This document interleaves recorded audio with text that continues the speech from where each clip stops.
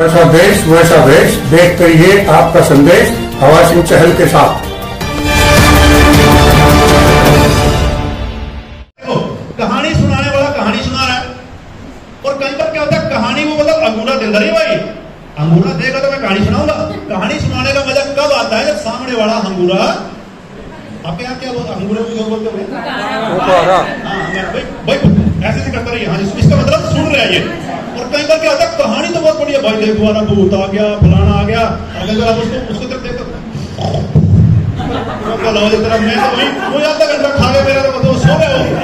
तो कहीं ऐसा ना हो भी मैं बोल रहा हूँ और कोई मेरे सामने मस्ती हो रहा है। तो इसलिए सर हाँ ना का इसलिए फायदा है, आप अलर्ट रहे। हाँ जी, ना जी, यहाँ यहाँ यहाँ। मैं हाँ कहूँ तो आपको अच्छी लगे तो हाँ जी, और नहीं अच्छी लगे तो इसका मतलब क्या, मैं जो बोल रहा हूँ वो आप तक जारी है।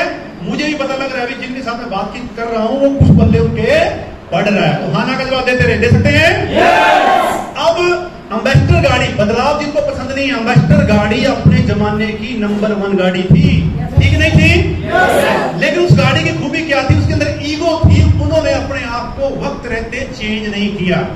आज कहीं है क्या? कहीं मिलेगी? कहीं 1-8% कहीं ना कहीं मिल सकती है कबाड़ी की दुकान पर। कहां पे? एम्बेसडर गाड़ी जो अपने जमाने की नंबर 1 गाड़ी थी, आज कहीं भी नहीं है। राजदूत मोटरसाइकिल किसको याद है? अपने जमाने की नंबर 1 बाइक थी। उसको खेतों में, कितने भारी खेतों में कहीं पे टपा दो, कोई परवाह नहीं है उसको। उस जैसी मोटरसाइकिल बनी नहीं आज तक।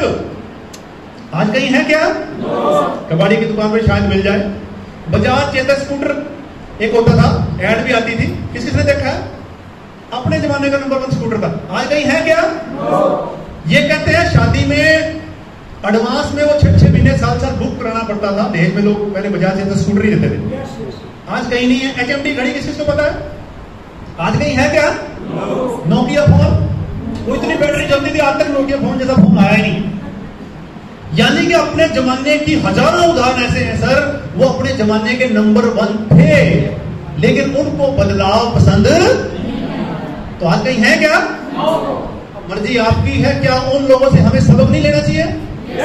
तो आरसीएम क्या है? खरीदारी करने के तरीके में बदलाव है। वक्त के साथ बदल जाएंगे तो अच्छी बात है, वरना गायब हो जाएंगे। वक्त खुद बदल देगा। तो अकलमंदी किसमें है? वक्त के साथ बदलने में है या ईगो के चक्कर में अपना नुकसान कराने में? तो जो बदलने के लिए तैयार है, आप लकी हो, आप यहां आए हो। एक बार अपनी तालियां मार लें।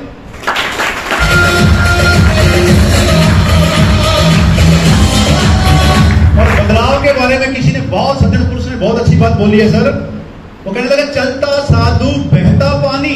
नोट कर लें सर, आप लिखते नहीं हो, ये बड़ी गंदी आदत है। मैं अगर अपना ईमानदारी से बताऊं सर, ऐसी हजारों डायरियां मेरे घर में हैं, हजारों, एक नहीं, 2006 से लेके आज तक। हाँ, शुरू के 1 साल में मैंने कोई नोट नहीं बनाया, क्योंकि मैं जिस दुनिया से आया था मुझे पता ही नहीं था। लेकिन जब मुझे सिस्टम की पावर समझ में आई, तो हजारों डायरियां आज मेरे पास हैं, जो मैंने आपको बोलना है। मैं सिर्फ नकल मारने में माहिर हूं। ये 2-3 पेज मैंने भर रखे हैं। ये सारा मेरी फील्ड का एक्सपीरियंस है। अगर आप ढंग से लेना चाहोगे तो मिलेगा, वरना भाई आपको किसी का बोझ तो है नहीं है। कोई जबरदस्ती मेरे से बुलवा नहीं सकते। बुला सकते हैं क्या? आप हाँ ना का जवाब ठीक ठाक दोगे तो मैं बोलता रहूंगा, वरना मुझे सुस्ती आपसे पहले आ जाएगी। ठीक है? तो मैंने कुछ नहीं करना, जो मैंने बोल रखा है वो मैंने पहले से नोट किया हुआ है। आप नोट कर ले, जरूर लिखें। वो सज्जन पुरुष ने क्या बताया बदलाव के बारे में? वो कहने लगा, चलता साधु बहता पानी। ईगो के चक्कर में मत रहे। जब भी कोई नई चीज आपको कहीं से मिले, तुरंत ग्रहण कर लें। चलता साधु बहता पानी, दोनों की अद्भुत कहानी। चलने से जो रुक जाता है, कीचड़ बन जाता है पानी। हेलो, समझ आया? मैं रिपीट करता हूं, चलता साधु बहता पानी, दोनों की अद्भुत कहानी। चलने से जो रुक जाता है, कीचड़ बन जाता है पानी। तो बदलाव कुदरत का नियम है सर, वक्त के साथ बदलते रहें। जब प्लास्टिक का युग आया, लोगों ने विरोध किया। कंप्यूटर आया, लोगों ने विरोध किया। प्लास्टिक का युग आया, हमारा धर्म भ्रष्ट हो जाएगा, अब प्लास्टिक के बर्तन में खाना खाएंगे क्या? आज ब्याह शादियों में कहीं भी जाएं, कौन से बर्तन होते हैं सर? प्लास्टिक के। आप जिस चेयर पे बैठे हो, ज्यादा चेयर कौन सी है? प्लास्टिक की। यानी कि 95% लोग विरोध करते हैं। कंप्यूटर आया, मुझे भी थोड़ी बहुत होश थी, लोगों ने हड़तालें की, बोला बेरोजगार जाएगी, फला हो जाएगा, मर जाएंगे हैं। और आज स्थिति ये है, जिस ऑफिस में कंप्यूटर नहीं है वहां अगर कंप्यूटर का सॉफ्टवेयर या साइट एक दिन के लिए बंद हो जाए तो ऐसी तैसी हो जाती है। यानी कि 5% लोगों ने क्या किया, उस काम को एक्सेप्ट किया, अपने बच्चों को कंप्यूटर की नॉलेज दी, उनको बाहर भेजा सीखने के लिए। आज बड़ी बड़ी इंडस्ट्री के मालिक कौन हैं? वो 5% लोग जिन्होंने बदलाव को एक्सेप्ट किया। 95% भीड़ का हिस्सा थे और हम नहीं चाहते कि हम भीड़ का हिस्सा बने। हेलो, तो समझ आया आसिफ क्या है? ये खरीदारी करने के तरीके में अब सामने वाले को बता दे, भाई साहब मर्जी तेरी है, मेरा काम तो उस बुनियादी वाले की तरह है, जागते रहो और उसके बाद भी बुनियादी वाला तो रोला पा रहा है, उसके बाद भी सो जाए सामने वाला, तो उसकी चोरी होगी कि नहीं होगी?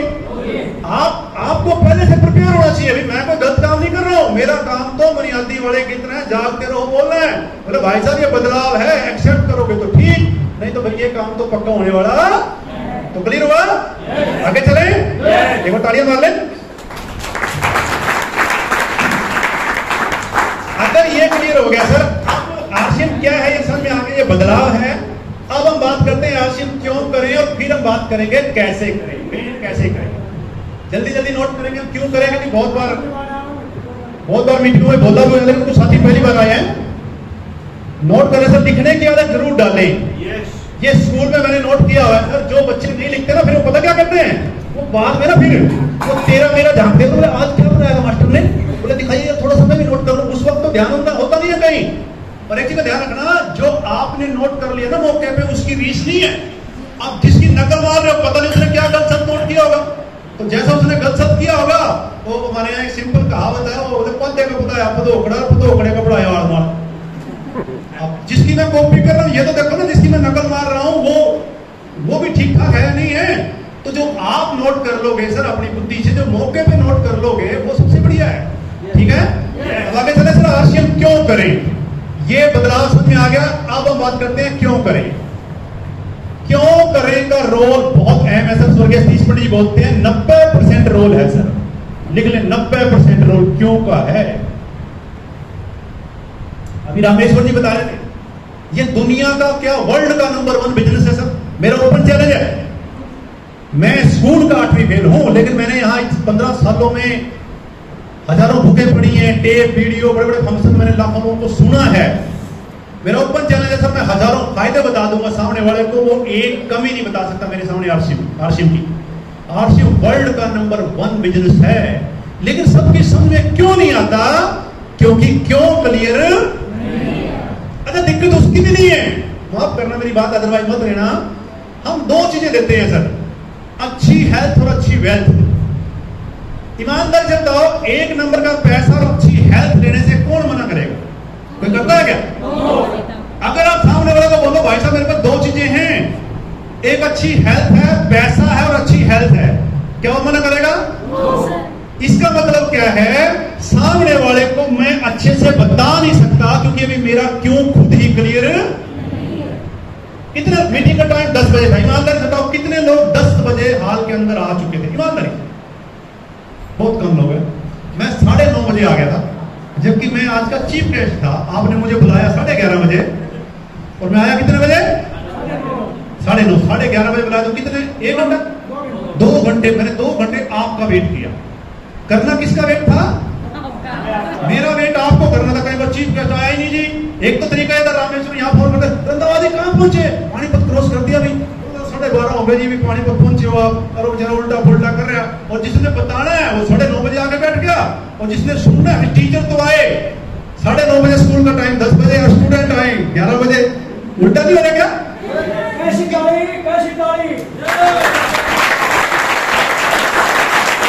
एक चीज का ध्यान रखना सर, मेरा रिकॉर्ड है पिछले 15 सालों का।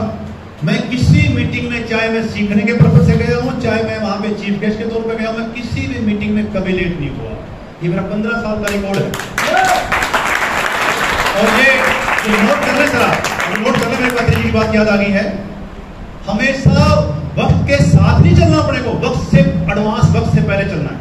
अगर मान लो मीटिंग का टाइम 10 बजे है, अब दिमाग में तो बीमारी क्या है, मान लो टाइम 10 बजे है, 10 AM है, अब हमारे दिमाग में पहले से फीड है, एक वायरस है बहुत बड़ा, 10 का टाइम है, 11 तो बज जाएंगे।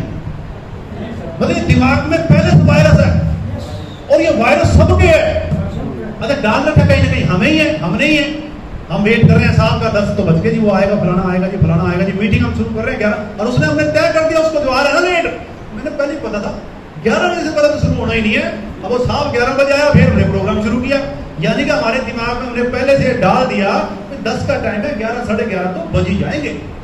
आप एक चीज का ध्यान रखना सर, 2 आए 4 आए मीटिंग शुरू कर दो।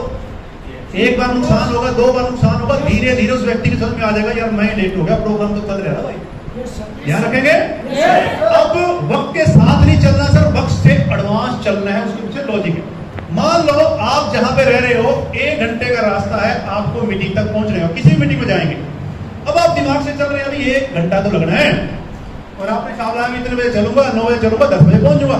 बाई चांस मान लो रास्ते में गाड़ी पंचर हो जाए या कोई भी हादसा हो सकता है, कोई भैंसे आगे बीच में, कोई सड़क जाम हो गया, कुछ भी हो गया। अब वो तो आपने नोट किया नहीं, पंचर हो गया। एडवांस में लेके चले सर, अगर 1 घंटा लगता है तो 1 घंटा घर से पहले निकले, यानी कि 2 घंटे का मार्जिन लेके चले। वक्त से पहले पहुंच भी जाओगे तो क्या होगा, कोई नुकसान होगा क्या? आपका ब्रांड बनता है, इसी का ध्यान रखना। जैसा बीज बोओगे और ब्रांड एक दिन में नहीं बनता, ब्रांड बनने में वक्त लगता है। अब आज परमात्मा की दया से रंधावा का ब्रांड है, व्यक्ति कभी लेट नहीं होता, वो जो बोलेगा सोच समझ के बोलता है। यानी कि जैसा हम काम करते हैं हमारा ब्रांड लोग बात करते हैं, इसलिए तो लेट आना ही है। तो एक दिन में नहीं 2 4 10 बार मीटिंग में ब्रांड बन जाएगा, तो ऐसे है इसलिए तो लेट आना ही आना है। तो आप कौन सा ब्रांड चाहते हो, अच्छे वाला या बुरे वाला? तो आगे चीज का ध्यान रखेंगे, वक्त से पहले आएंगे, तालियां मारने के लिए। तो अगर हमारा रियल में क्यों क्लियर है सर, मोटा मोटा लिख ले जो पहली बार आए हैं। अगर ये क्यों क्लियर है, दुनिया की कोई ताकत आप कभी नेगेटिव नहीं हो सकते, कभी भी। आपका बिजनेस कम चले ज्यादा चले, आपको कोई मना करे, आपके घर में खाने के नाले पड़े हो, कुछ भी हो, कभी भी नेगेटिव नहीं हो सकते अगर रियल में आपका क्यों क्लियर है तो। मैं एक बार वीडियो में देख रहा था, भगत सिंह के साथ, भगत सिंह को जब पकड़ा तो कुछ साथियों को और पकड़ लिया। जब अंदर उनको कोड़ों से पिटाई हो रही थी उनकी, तो बीच में कुछ ऐसे साथी थे, उनको देख के उनकी पैंट में बाथरूम निकल गया। अब जो जेलर था, वो जेल का, वो भगत सिंह के साथ जो 5-4 लोग और आए थे, उनको देख रहे, पैंट में ही बाथरूम करते, बोले तुम क्रांतिकारी हो गया। वो जेलर ने कहा जिस पैंट में मुंह बाथरूम करते, बोले तुम क्रांतिकारी हो, मतलब अपने आप को क्रांतिकारी कह रहे हो, अंदर की तेरा तो नंबर लगे ही अभी। अंदर की पिटाई को देख के तुम सुसु कर दिया। और भगत सिंह को बर्फ के लिटा के ऊपर से कोड़े मार रहे थे और भगत सिंह जय माता की मेरा रंग दे बसंती चोला बोल रहा था। हेलो, भगत सिंह के शरीर पे कोड़े लग रहे थे, उसकी आत्मा पे दर्द। और आत्मा जिसकी मजबूत है ना, क्योंकि भगत सिंह का विजन क्लियर था। भगत सिंह का क्यों क्लियर था, क्या क्लियर था, क्यों। और भगत सिंह का क्यों क्लियर था, दुनिया की कोई ताकत उसको टस से मस। तो जिसका आरसी में क्यों क्लियर है दोस्त, उतार चढ़ाव आएंगे, दुनिया की कोई ताकत आपको नेगेटिव नहीं कर सकती। अब हम क्लियर करेंगे अपना क्यों ही क्लियर नहीं है। मैं 9:30 बजे आया क्योंकि मेरा पहले दिन से क्यों क्लियर है। क्यों पे बात करें, नोट करें सर, फटाफट नोट करें। मैंने कुछ चीजें पहले बताई भी हुई हैं, कुछ साथी लेकिन पहली बार आए हैं। देखो, आज मेरे देश की 2 सबसे बड़ी समस्या है, लिखें। एक है बीमारी, दूसरा है बेरोजगारी। बेरोजगारी, अच्छा कहीं ये मात्रा गलत लग जाए तो ठीक कर लेना, कहीं पर ये भी बीमारी है। हमें लोगों की कमियां निकालने में बहुत मजा आता है। एक बार विनोद शर्मा जी का प्रोग्राम था और एक व्यक्ति पूरा प्रोग्राम सफल हुआ, बढ़िया प्रोग्राम रहा, खचाखच हाथ भरा हुआ था। प्रोग्राम के बाद एक व्यक्ति उठ के आया मेरे जैसा, बोला शर्मा जी प्रोग्राम तो बड़ा बढ़िया रहा। बोले अच्छा, बोला बस वो एक गलती हुई। बोले वो क्या, बोला जो आप 0 लगा रहे थे ना, 0 फालतू लग गई। विनोद शर्मा जी कहने लगा तेरा सारा ध्यान 0 ही गिनने में था क्या। मतलब अच्छी पॉजिटिविटी चीज तो हम ढूंढते नहीं है, लेकिन नेगेटिव चीज को जल्दी पकड़ते हैं। तो कोई मात्रा लग जाए तो मैंने इसलिए पहले बता दिया, मैंने पीएचडी कर रखी है, तो आप अपने हिसाब से ठीक कर लेना। तो 2 देश की बड़ी समस्या है सर, एक बीमारी और दूसरा मानते हैं, ईमानदारी से बताओ, 2 बड़ी समस्या है नहीं है। देश की सरकार भी दोनों समस्याओं को लेकर परेशान है। और आप लकी हो सर, जो पावर सरकार के पास नहीं है, मैं भी बात करूंगा, वो पावर आप लोगों के पास है। आप ध्यान देना, नोट करें। बीमारी की अगर हम बात करें, ईमानदारी से बताओ, आज हॉस्पिटल बढ़ रहे हैं घट रहे हैं? लिखें, हॉस्पिटल बढ़ रहे हैं, बीमारियां बढ़ रही हैं घट रही हैं, दवाइयां बढ़ रही हैं या घट रही हैं? हॉस्पिटल बढ़ रहे हैं, बीमारियां बढ़ रही हैं, दवाइयां बढ़ रही हैं। अगर दवाई से बीमारी का इलाज होता फिर तो बीमारियां घटनी चाहिए थी, तो बीमारियां बढ़ क्यों रही हैं? हॉस्पिटल भर रहे हैं। पहले नॉर्मल डिलीवरी घर में ही हो जाती थी, आज नॉर्मल डिलीवरी होती है क्या? हॉस्पिटल में हो रही है। तो ये स्थिति आलम है सर। आज इसके आगे लिखें, आज एक आम आदमी का अधिकतर पैसा बीमारी पे खर्च हो रहा है सर। हो रहा कि नहीं हो रहा? ये देश की सबसे बड़ी समस्या है। और आरसीएम ईमानदारी से बताओ, जो पुराने साथी, अगर हम ईमानदारी से आरसीएम के 100% प्रोडक्ट यूज करें, जिसमें न्यूट्रिशन भी आ गया, जैसे प्रोडक्ट हमारे पास है गामा ओरिजिनल न्यूट्रिशन, क्या घर में बीमारी आएगी? मैं आपके सामने खड़ा हूं सर, मेरा बर्थ 2070 का है। अभी मैं अप्रैल में 45 साल कंप्लीट करके 46वें साल में लग गया हूं, और मेरी सारी दाढ़ी बिल्कुल नेचुरल है, सिर के बाल सारे नेचुरल हैं, और कोरोना में मेरा कुछ नहीं बिगाड़ पाया। हेलो,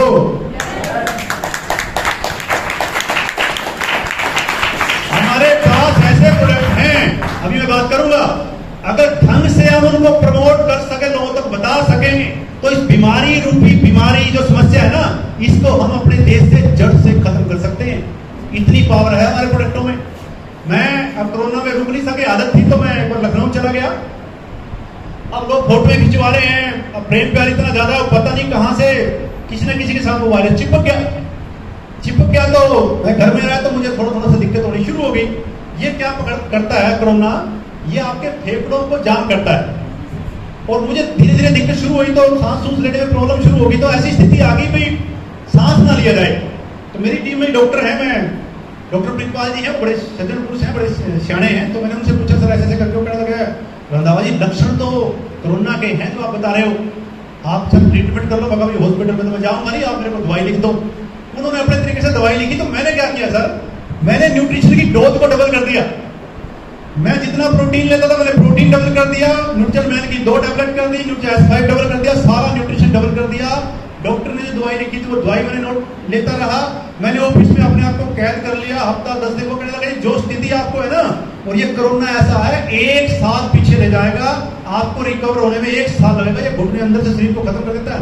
तो मेरे को सर 10 से 15 दिन मुश्किल से लगे, मैं फिर से खड़ा हो गया इन प्रोडक्टों की वजह से। हेलो,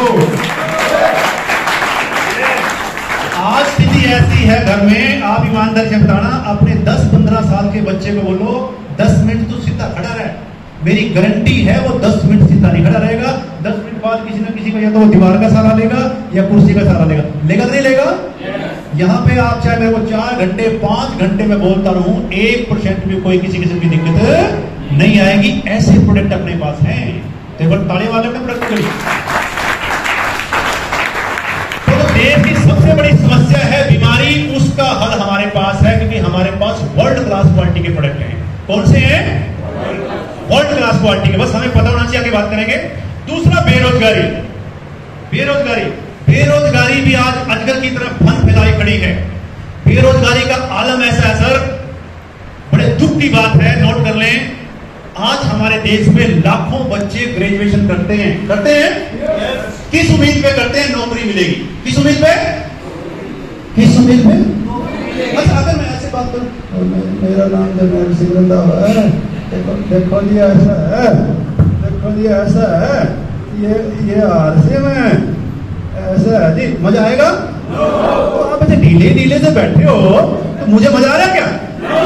मैं तो अपनी मैडम को बोलता हूँ, मैं कहती मेरी मजबूरी है, मैं पदेसी मजबूर, आपकी कमी नहीं है, कमी मेरी है। मैं अपनी मैडम को बोलता हूँ, भगवान जब तक मैं घर में रहूं ना, तो क्या करे, वोट की आदत है, सुबह उठेगी ढीली सी, मुंह धोएगी। मैं कहा जब तक मैं घर में रहूंगा टिप टॉप सी रहा कर। मुझे तो सामने वाले को देखकर मेरी एनर्जी डाउन हो जाती है। मैं घर से चला जाऊं, फिर बेशक कुछ मर्जी करो, तुम्हारी मर्जी है। तो जो खूबसूरत चेहरे मेरे को दिख रहे हैं ना, अगर वो सामने वाला ऐसा है ना, तो मैं जो बोल रहा तो कुछ और चाह रहा हूं, मेरे को लगेगा तू किसके लिए बोल रहे, उसको देख के मेरी बैटरी डाउन हो जाती है। अरे आप अपने लिए आए हो, कुछ 100 रुपए का इंजेक्शन भी आपने लगवाया है, तो कुछ लेके जाए तभी तो फायदा है। तो थोड़ा बता हिलते डुलते रहे।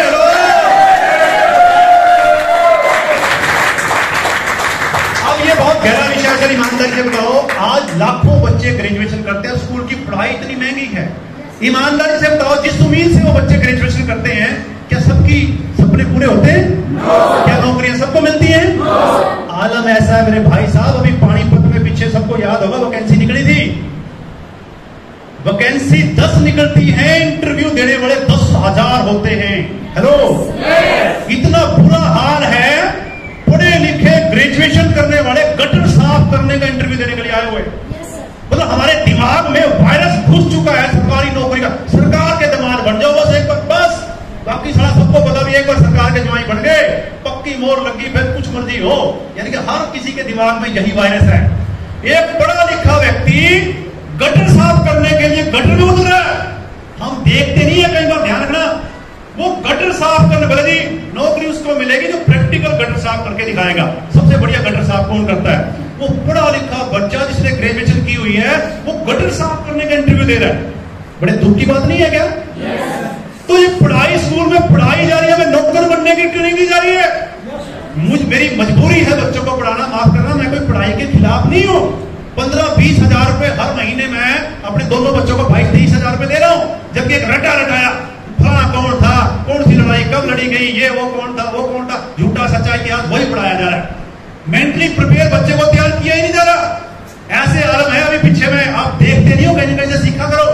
एक लुधियाना से एक लड़की की नौकरी चली गई, उसने रेलवे स्टेशन से जो ब्रिज से ऊपर से ट्रेन के आगे छलांग लगा के खुदकुशी कर ली।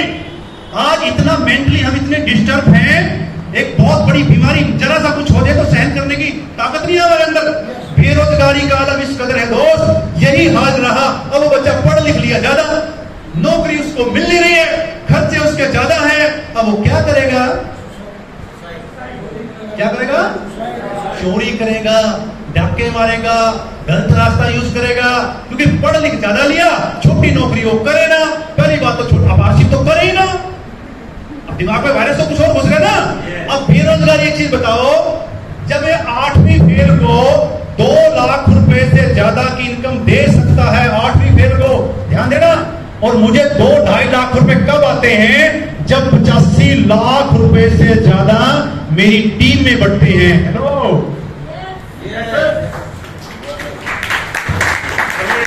और मैं आज टीम का एक छोटा सा सिपाही हूं। अगर मेरी टीम में 1 करोड़ रुपए के करीब पैसा बढ़ रहा है, तो दोस्त सोचो पूरे हिंदुस्तान में कितना बढ़ रहा होगा। हेलो, बेरोजगारी दूर होगी कि नहीं होगी? तो 2 देश